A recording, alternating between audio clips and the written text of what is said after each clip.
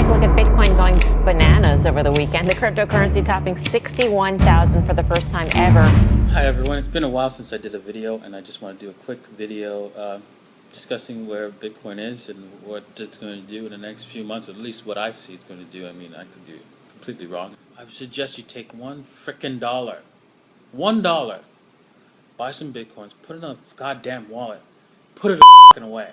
Hey, Da Vinci! How's it going? Give us a little house tour first. Sure, come on in.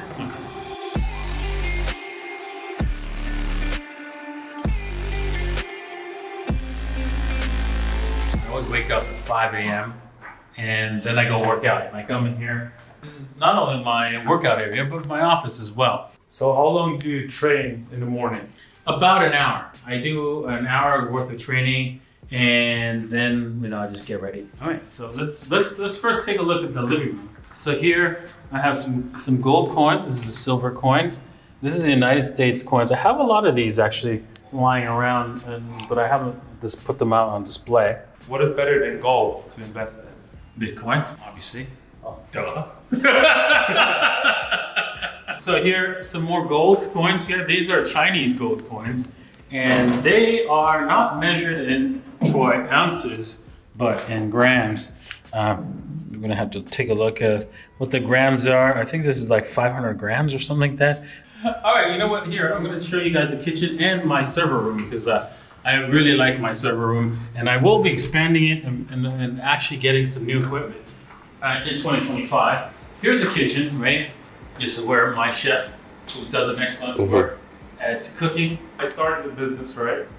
And I'm making decent money. How much money should I make to just get a normal private chef? I would say you would have to be making about, to make it really worth it, you have to be making about $500,000 a year. $500,000 a year and you would get a private chef? Yeah. All right, over here is my server room. But Server room. yes, So how much all of that costs? I think it's probably about $100,000 worth of it. And for what do you use it? Well, this runs a whole bunch of cryptocurrency nodes. Lots of other software products that I've developed over the time. So that's all running on these multiple servers. Okay, so here is my studio where the magic happens. And let's take a look, come on. In my studio, this is where I record my videos every day, my daily videos. And yeah, I have a spot for like if there's a guest that wants to sit down and do some videos as well. We have several microphones that we can turn around and so forth, and basically record the voice and so forth from that person. And here's my microphone, my setup here. Yeah, you can see that it's mostly Bitcoins and crypto-centric. This is my Davitar. Well, I have this Davitar. I own this actual Davitar. And yeah, this is the one of one that I'm not going to sell, but yeah, maybe I'll sell it for a couple $1 million if somebody really wants it. And I can see a lot of books there, right? Yes. Which book would you recommend someone if he wants to start like investing and stuff in Bitcoin? Well, in Bitcoin, I would say this would be the book, right? The Bitcoin Standard. This is one of the books that when I read it, at first I was thinking, this professor from university, he's going to hate on Bitcoin, but it was actually quite surprising. And in fact, when I finished the book, I felt like I didn't have enough Bitcoin. So let's sit down and talk about Bitcoin. You started this journey as one of the earliest people basically on the internet. Like 9 years ago, you made the video, the most viral video, where you say buy Bitcoin for only $1. $1 of Bitcoin back then is now worth a couple of millions. If you would have bought at least $100 worth of Bitcoin, you would be basically a millionaire. But it wasn't so easy back then to buy Bitcoin and stuff like that. Not at all. And a lot of people couldn't buy Bitcoin because one, there was no wallets back when I first realized what Bitcoin was. That was in March of 2011. And only was the core wallet was the one you could use. You had to download the whole blockchain. Sometimes it failed, it wouldn't start, you have to restart it again.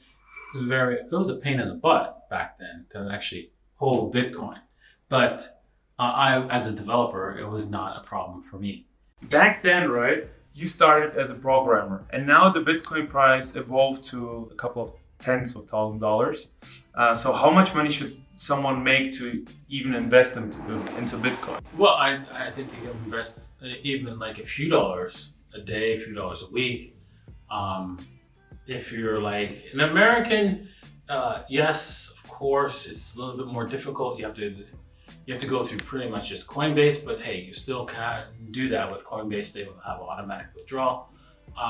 If you're starting off with a small amounts of money, yeah, start there, and then later on try to withdraw. Fortunately, they might make it a little difficult for you to withdraw your Bitcoin from Coinbase. All right. So let's say now 2024, someone wants to start to invest into cryptocurrencies, but he has no clue what to do, how to set it up, what's a ledger and stuff like that. What would you do, like a step-by-step plan? Well, the first thing is to open up an account on one of the exchanges and start there, and then start depositing small amounts of money there to buy some Bitcoin. And that's how you start. And back then you bought a couple of Bitcoins.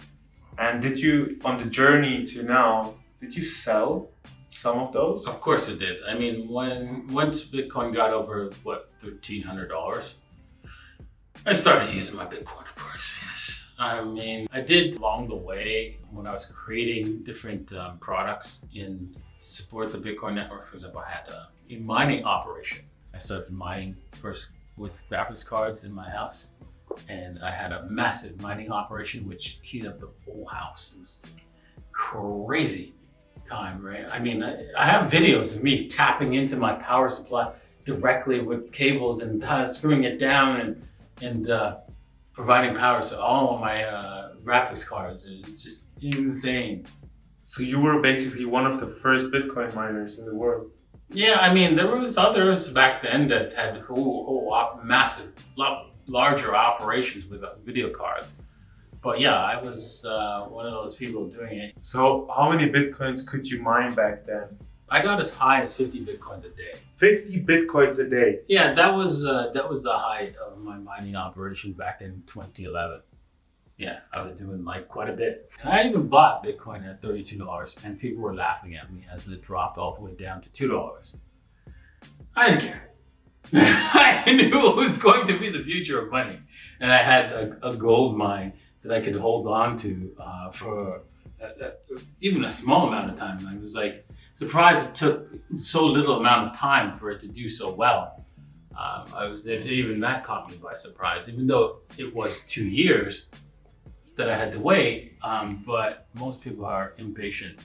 They buy Bitcoin today, they wake up tomorrow and say, why am I not a billionaire? What's going on? This is not working. Yeah, you just need a little bit of patience.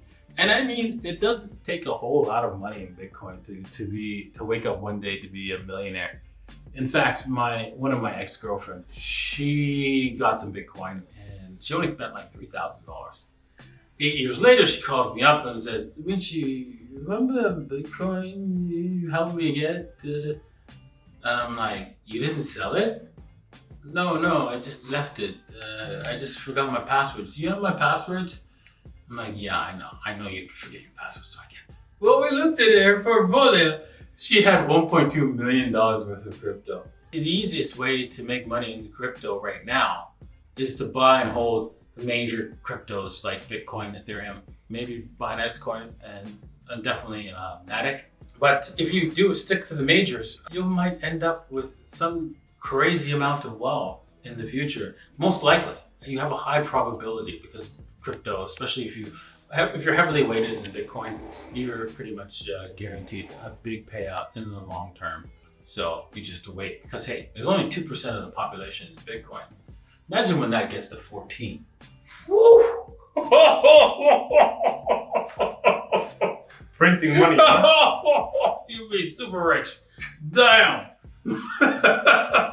So only 2% of the population of the whole world Yes. have Bitcoin? And I just said 14%. Imagine when it's 14%. It'll be crazy. Imagine if it gets to even just like 33%. Let's say for the next 10 years, how much do you think one Bitcoin will be worth? In the next 10 years, it's hard to say. But we can say for sure that if you buy some Bitcoin today, it will be more than 10x worth the value it is today. I would say maybe even 100x or more. So like Right, so- 4 million? Yeah, so you could own Bitcoin today and get 4 million in 10 years. That's a high possibility because of the way our financial system works. It requires exponential growth. And so that's why our financial system, right, is doomed to collapse, because it requires that we have to expand the money supply forever and rapidly, or else it collapses in on itself. And we end up at this point, it'd be worse than the Great Depression. If they were to decide, oh, we're going to reduce the money supply. Yeah, that would be like, it would be like a black hole. All the money would disappear rapidly. Effectively only cash would be left if they did that. If they tried to reduce the money supply, let companies go bankrupt, only cash would be left. All the money that exists digitally would go away. That's how bad it would be. because the way our money works is that it comes into existence when somebody borrows money. And so when you borrow the money, like, for example, you borrow $100. Let's just pretend we're on an island and I'm the banker in our current financial system. There's no money on the island. You borrow $100 from me, and I say you owe me $110 next month. Yep. Right? And you snatch that $100 and you go and buy some house or whatever on the island. But you realize there's only $100 on the island, and you owe me $110. And you come to me and say, Dimitri, I got a problem. I owe you $110, but there's only $100 on this island. How am I going to pay you? I'll be saying, simple. Somebody's just got to borrow more money from me. And so you can see where exponential growth of debt has to come in here, right? Because there's always going to be somebody borrowing more money in order to keep the system rolling. So basically money is then a fraud. Oh yeah. This book explains it. Creature from Jekyll Island. Yes, it's a big fraud. It's the biggest fraud perpetrated in the history of mankind on a global scale. Because now, for the first time ever, it's worldwide. For the first time in human history, this fraud is worldwide. And then, when you realize that you got this system, you have a problem. If people get educated on how it works, they might stop you. So what are you going to do? I've got an idea. I'll just pay for universities and make sure they don't teach anybody. Then they realize, why should I use my money? I can get people to use their own money to pay for the schools, to teach them how the system doesn't work. And not teach them how the system works. We'll get the government to do it. So the government will tax them. Say it's for the schools, and not teach them how money works. These guys were geniuses. So they got away with robbing everybody without anybody knowing. Would you say then university is waste of time? Well, definitely. At this point in time, unless you're going for a doctor, lawyer, some technical profession where you need a university degree, so that you're studying how quantum computers work. Fine. But if you're going for your liberal arts degree, or you're saying, well, I don't know what I want to be, don't you dare go to university. That's a waste of money. Absolute waste of money. Or if you say, well, I wanted to be a business consultant or a business degree, just open up a business. Fail fast. Learn from it. Do it again. Fail again. Do it again. Till you get it. Okay? It's a lot cheaper. Way cheaper. Oh boy. What a trap. I mean, I used to think that I needed to go to university too. Don't think that I was not falling for the same trap. I was. But I did the math and it didn't work out. Believe it or not, I was selling chocolates. Actually, I didn't actually sell the chocolates directly. I got kids from 8 years old to 14 years old to sell the chocolates for me. So at 20 years old, Da Vinci was selling chocolate. Yeah. And what would you say to yourself to basically become on the point where you are right now, but in the half of the time? First, understand what money is. no matter what, do a journal talking about what you need to do every single day, how to move forward. Write it at least 3 times a day, because that journal, even though you might think it's a waste of time, it is not, because you write your thoughts and you see what you're doing wrong and then make changes. And then the third thing is learn to save. Save. I know saving dollars is a waste of time, but save something other than dollars.